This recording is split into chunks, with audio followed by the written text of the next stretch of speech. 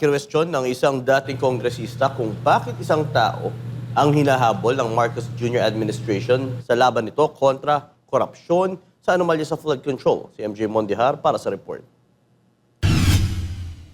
Pagkalapag pa lang sa NAIA Terminal 3, posas agad ang sinalubong ng mga otoridad kay retired Air Force Major General Romeo Poquis.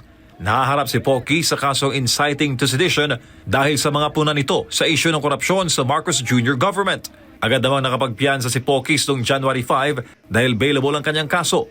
Ngunit para kay dating Congressman Mike Defensor, tila maling tao ang pinagbubuntanan ng galit ng pamahalaan. Itong tao na nagiging kritikal, nagtatanong, nagsasalita, kini-question yung mga nangyayari, ang inyong kakasuhan at pupusasan nyo.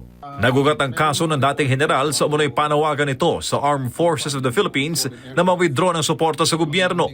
Sa isang pahayag, iginit ng AFP na legal ang pag-aresto kay Poquis at ito'y naaayon sa rule of law.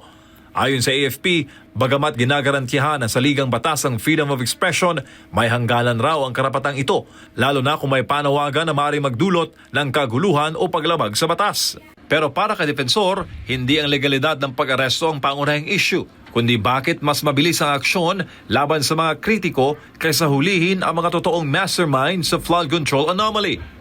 Ako kahit hindi sundalo, naramdaman ko to, bakit gagawin mo sa isang general yun?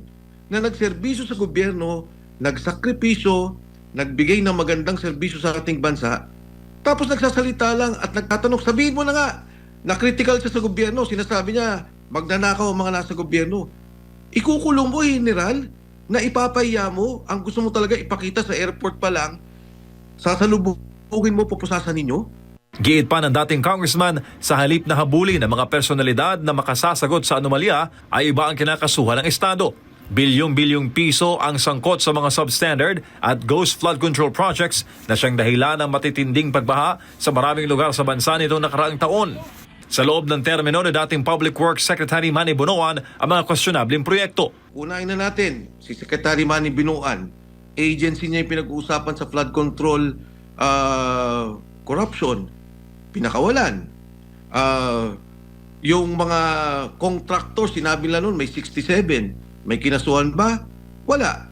Hindi naman naniniwala ang dating kongresista na magkakaroon ng hustisya ang anomalya dahil hindi pinatatawag ang mga taong may personal knowledge sa issue. Sa halip, hanggang kay dating Congressman Zaldico na lamang hihinto ang investigasyon na ilalaglag bilang mastermind sa flood control anomaly. Kasama sila Executive Secretary Bersamin, itinuro ni Yusek Bernardo, itinuro si Secretary Amina Pangandaman, nasaan? Nasa laya, walang kaso.